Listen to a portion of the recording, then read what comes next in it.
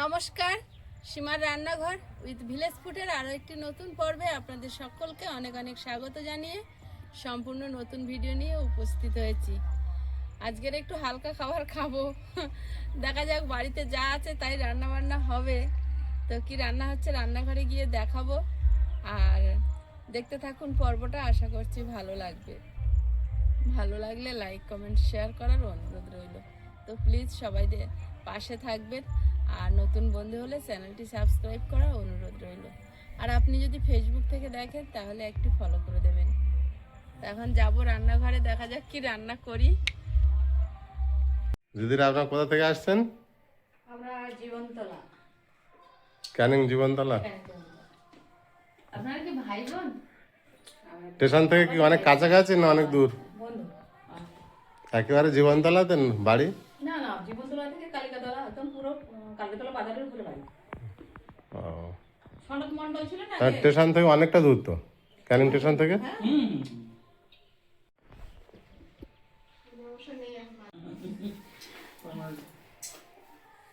বাড়িতে ঢুকলে বাড়ির মালিক কেমন সেটা বোঝা যায়। পরিবারটি সুন্দর একটা গুছিয়ে গেছে। এনার বাড়ি কিন্তু একটা পরিচয় আছে।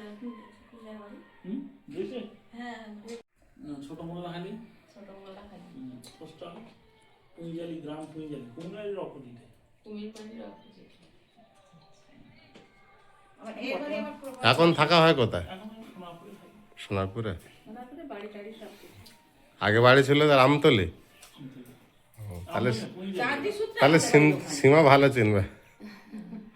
আমার বাবার বাড়ি কোথায়? সাতজেলিয়া। কাদিলে কত নম্বর? 3 নম্বর দয়াপুর। 3 নম্বর দয়াপুর। দয়াপুর শ্বশুর। সর্বনাশ করেছে। শ্বশুরবাড়ি দয়াপুর। দয়াপুর কোন জায়গায়? আমাদের একদম মালসামাঙ্গি খালের গোড়ায় আমার বাবাদের বাড়ি ছিল। মানে আমার ঠাকুরদা ওখানে ছাগলের ব্যবসা করতো, কালীপদ মন্দির। বিনা পানি কত দূর? আমাদের বিনা পানি দেখা যায়, ওই হেঁটে 10-15 মিনিট লাগে। যেমন এই যাওয়া হয় না কালী পুজোর সময়, সংসার জীবনে ঢুকলে বুঝতে পারছেন তো, ঠিক কালী পুজোর সময় বাচ্চাদের পরীক্ষা আনাশানা করে। আর দয়াপুর আমার শ্বশুর বাড়ি। আচ্ছা, গাইনের বাড়ি। ওই মেঠাই গানটা নোরা মিঠাই মানে ওই যে তেজেন গায়ন। বুঝতে পেরেছি, দেবেন গান, তেজেন গান। তেজেন গায়ন আমার শ্বশুর। আচ্ছা আচ্ছা আচ্ছা আচ্ছা আচ্ছা আচ্ছা, পরিচয় সব জায়গায়। হ্যাঁ, ওই বিনা পানির একদম গোড়ায় বড় পুকুরওয়ালা গায়েনদের বাড়ি। তো ও তো গায়েনদের সবটাই গায়েনদের। হ্যাঁ, গায়েন বাড়ি যাওয়া। হ্যাঁ, সবটাই গায়েনদের। ওটা আমি অবশ্য অনেক ছোটবেলায় দয়াপুর থেকে মোল্লাখালীতে মামা বাড়ি থেকে পড়াশোনা করতাম, ছোট মোল্লাখালী।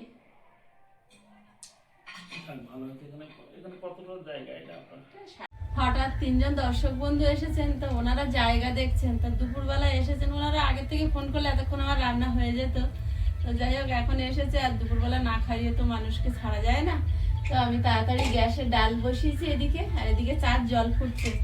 আর এধারে চাটা নামিয়ে দিয়ে ডিম আলু সেদ্ধ বসিয়ে দেবো,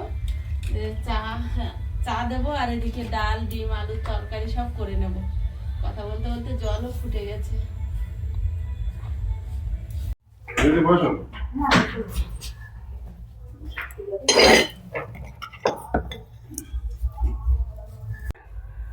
আর আসুন,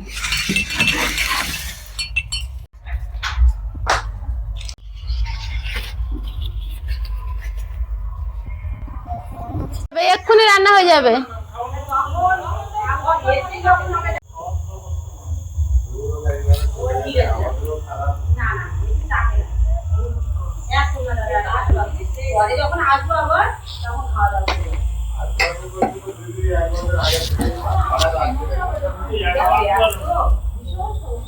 আমার রান্না বসে গেছে, আর আধা ঘন্টা হলে হয়ে যাবে। আমি কিন্তু দিদি জানে আমি উনুনে রান্না করি।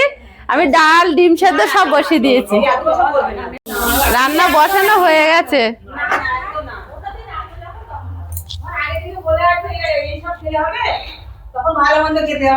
সে তখন ভালো মন্দ খাবে, আজকে ডাল ভাত খেয়ে যেতেই হবে।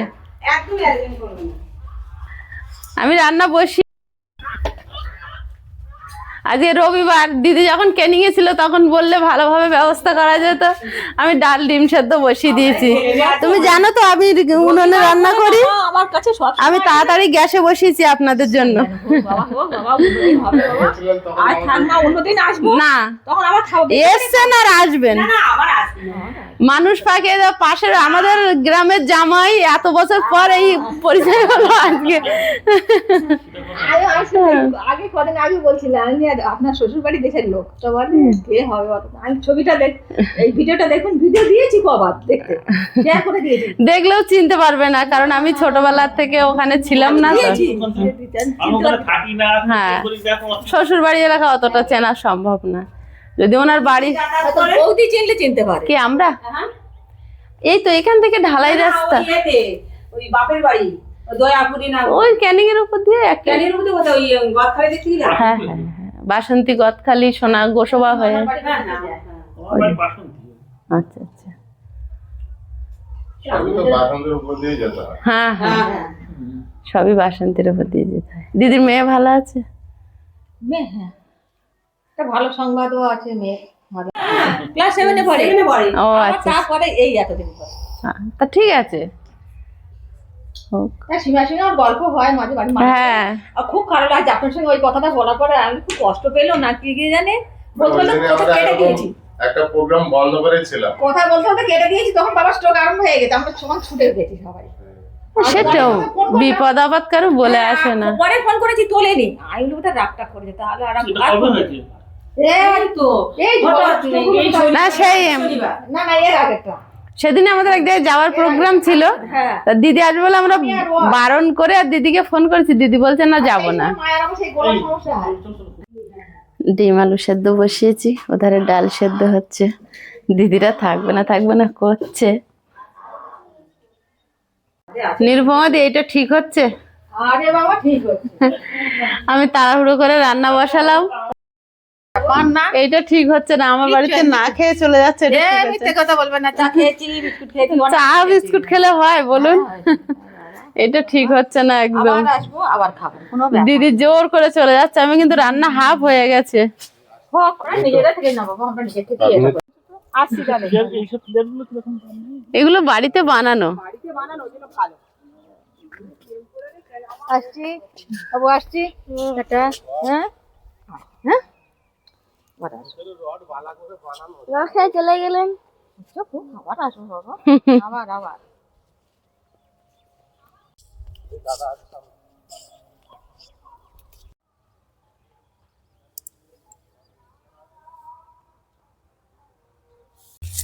দিদিরা তো চলে গেল, তো ডিম আলু বেশি করে সেদ্ধ করেছি, এখন ওনারা চলে গেছে, ভাবছি কিছুটা আলু সেদ্ধ তুলে রেখে দেবো।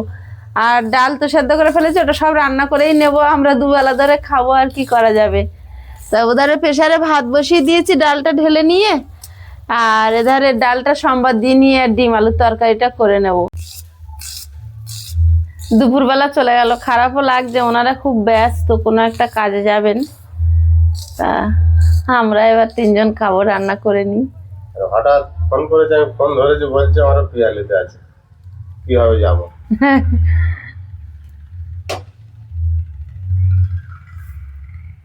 কোথায় ডাক্তার দেখাতে এসেছিল। শুকনো লঙ্কা, পেঁয়াজ কুচি,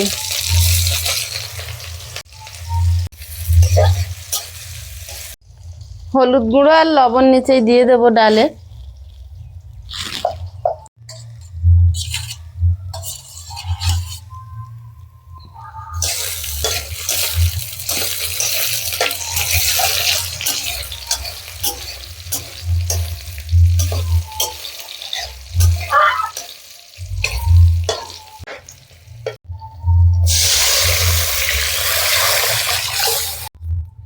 ডিম আর আলুগুলো ছাড়িয়ে নিচ্ছি, ডালটা হতে হতে।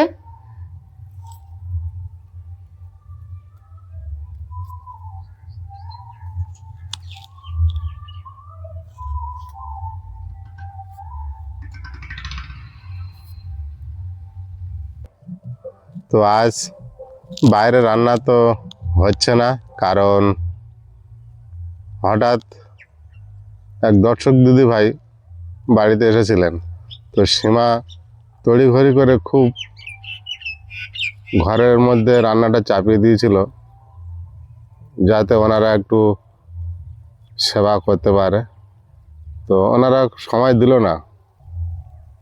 দুপুরবেলায় এসেছিল, হঠাৎই এসে আধা ঘন্টা মতো থেকেই বেরিয়ে গেল।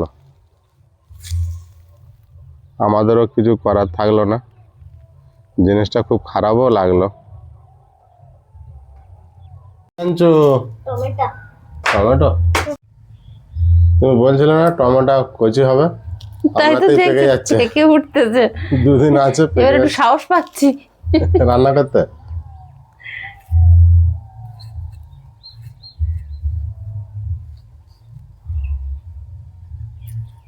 এখন আর টমেটো গাছে কেউ কাঁচা বিক্রি করছে না।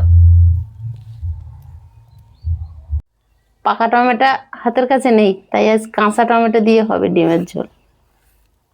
এগুলো সব একসঙ্গে মেখে নিলেই তো হয় না, ঝোল করে। মাখা খেলে হবে, গলা টেনে টেনে। দিদি ভাইরা যখন এসছেন তখন 12টা বাজে। দুপুরবেলা মানুষের বাড়ির থেকে না খাইয়ে কেউ ছাড়ে, গৃহস্থের অকল্যাণ হয় ঠাকুমা বলতেন। আমি তাড়াতাড়ি করে বেশি করে ডাল, সবার জন্য গুনে ডিম দিয়ে একটা বেশি যদি কোনোটা পচা হয়, তো সে দিদিভাইরা এমন কাণ্ড করে তাড়াহুড়ো করে চলে গেলেন। এখন আমি এতটা ডাল রান্না করছি, 2 দিন ধরে খেতে হবে। সেদ্ধ করা হয়ে গেছে, আলু সেদ্ধ কিছুটা বাটি করে ফ্রিজে রেখে দিয়েছি, আর কিছুটা ছাড়িয়ে নিয়েছি। আর কি করব, কিছু করার নেই। কোনো জায়গায় যাওয়ার ছিল, কি করে? হ্যাঁ, আমি ভাবলাম আধা ঘন্টা সময় দিলে হয়ে যেত। ডাল সেদ্ধ, আলু ডিম সেদ্ধ হয়ে গেছিল। সেই আধা ঘন্টাই ছিল তো, এদিক ওদিক করে। আর আধা ঘন্টার কথা বলছি, এই তাহলে হয়ে যেত আমার। ওনারা একটু খেয়ে যেতে পারতেন। এই দুপুরবেলা সেই জীবনতলা যেতে যেতেও এমনি অনেকটা টাইম হবে, কিন্তু ওনারা একদম দাঁড়ালেন না। ডালটা ঢেলে নেব।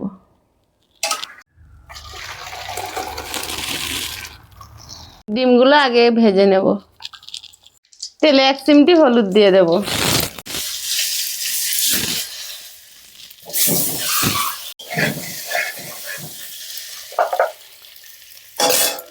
লবণ। ডিমগুলো খুন্তি দিয়ে একটু এরকম করে দেব, তাহলে এর ভিতরে একটু মশলাগুলো ঢুকে যাবে। বেশি বেশি করে দাও। এই তো দিচ্ছি। ডিমগুলো ভাজা হয়েছে, প্লেটে তুলে নেব।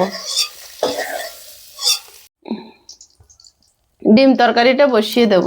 কি হাতে করে নিয়ে আসছে? কি আনতে বলেছ? কি নিয়ে এনেছো? গোটা গরম মশলা ওতে কি হয়? আমি কি করি? কিছু জানো না? আমি জানি না কি করবে। গোটা গরম মশলা, 2টো শুকনো লঙ্কা,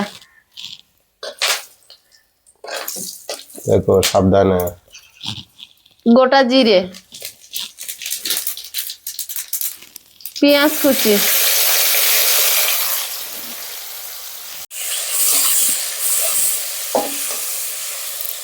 সেদিনে আদা রসুন বাটা বেশি হয়েছিল, তো সেই ফ্রিজে রেখে দিয়েছিলাম, সেই আদা রসুন বাটা দিয়ে দেব।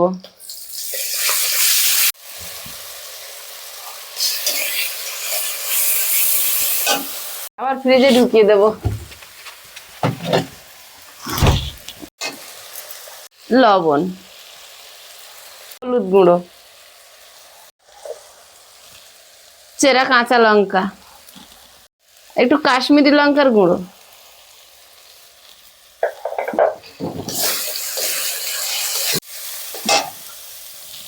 টমেটো গুলো দিয়ে দেবো।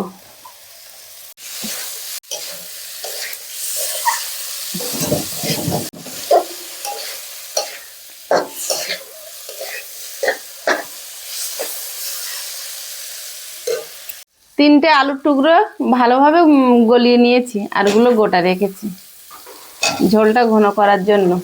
আলুর ডালের ফ্লেভার আসবে।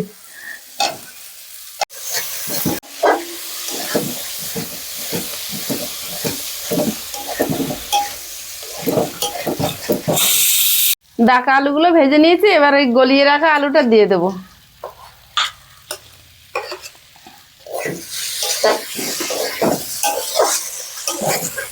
কেটলিতে গরম জল করে নিয়েছি, তাড়াতাড়ি হয়ে যাবে। পুকুরের জল ঘোলা কেন গো? হাঁস নেমেছি। হাঁস নেমে এতটা ঘোলা করেছে? ওরা তো পুকুরে থাকে না। ওই নেমেছে একটু চান করেছে। আর হেবি বড় পুকুর তো আমাদের। হুম। তরকারিটা ফুটছে আর ডিমগুলো দিয়ে দেব। আর ভাত হয়ে গেছে প্রেসারে, সিটি মেরেছে, গ্যাস বন্ধ করে দিয়েছি। ডাল হয়েছে, আয়ুষের ডালের সঙ্গে পাঁপড় ভাজা দিতে হবে। আলু ভাজা নেই বলো? আলু ভাজা নেই বলে, একদম ঠিকঠাক খাওয়া বলছে পাঁপড় ভাজা হলে।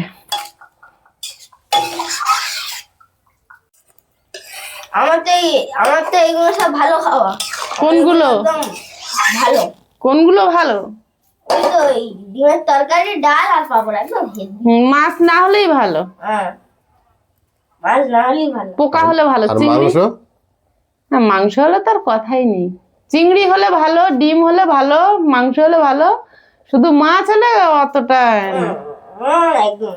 হুম, শুধু এরা জোর করে খাওয়ায় প্রদীপ বাবু আর সীমা।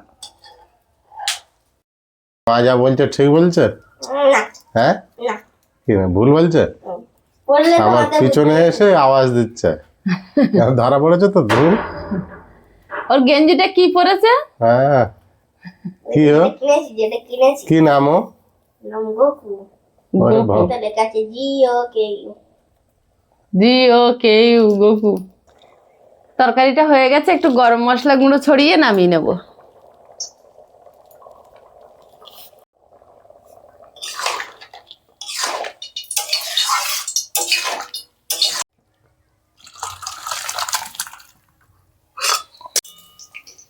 পাঁপড় কটা ভেজে নি।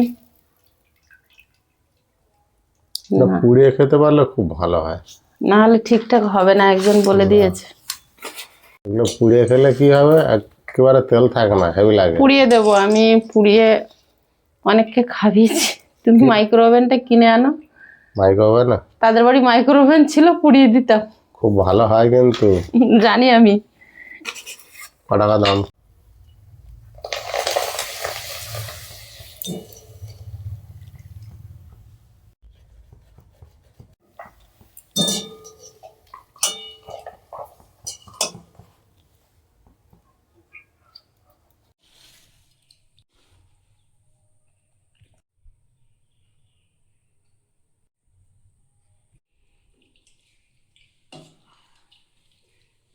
তিনজন এসেছিল, আবার সেই তিনজনে। তাই না? নিশ্চয় রসটা বের করে নিই। রসটা বের করে নিয়ে বাটি হয়েছে পাপড়। এরকম চাবি এরকম তুলে দিতে হবে।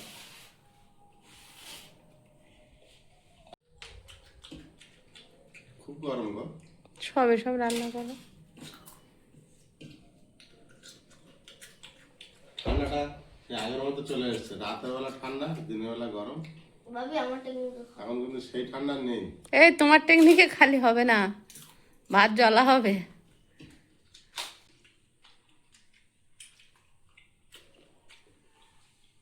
গাল ফুলে যাচ্ছে অনেকক্ষণ। তাহলে খেয়ে না, একটু দেরি করো, পাকা চালিয়ে দেবো।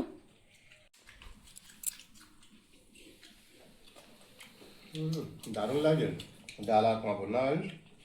তুমি সবে খেলে? হুম তুমি সবে খেলে? হুম আমার তো শেষ হয়ে গেছে প্রায়। ভাবি ভাত ঠান্ডা হয়েছে তো আমার খাবার হয়ে গেছে। আমার একটা পাপড় দাও। নাও, পাঁপড় চাইলে আর পাতে চলে গেল। ভাত গালে নাও, আর হ্যাঁ পাঁপড় ভেঙে ভেঙে খাও। পাঁপড়টা দারুণ টেস্ট, ডালের সঙ্গে তো খাচ্ছে আরো ভালো লাগছে। এই পাঁপড়টা ভালো টেস্ট। খিচুড়ি হলো। আচ্ছা, একদিন খিচুড়ি করে দেবো। এই পাপড় আর আছে? এবার খিচুড়ি কালকে করে দেবো। হবে। ডাল আর একটু নেবে আয়ুষ? দেবো আয়ুষ? ফার্স্ট টাইম তো আমার পাতে আসছে, তারপর তোমার দিকে চলে যাচ্ছে কেন? নিয়ম আছে।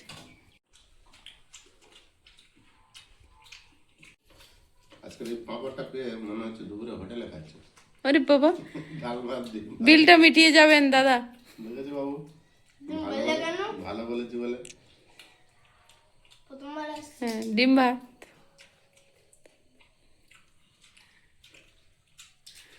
বিলটা মিটিয়ে যাবেন। আর কি অর্ডার করেছো? ডিম। ডিম অর্ডার করা আছে বসানো আছে, তাহলে বিল বেড়ে যাবে। খাবে কি? হ্যাঁ খাবে না?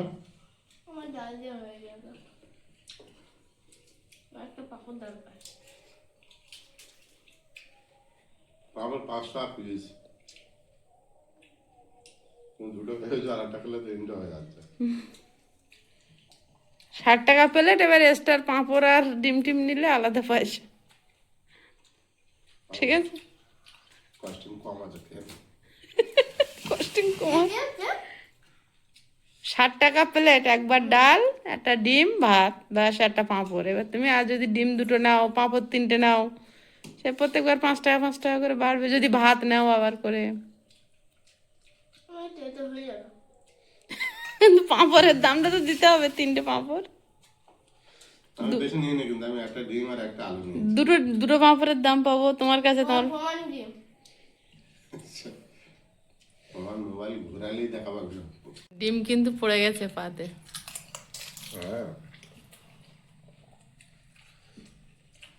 আজকে খেতে বসেছি, গরম হচ্ছে কিন্তু।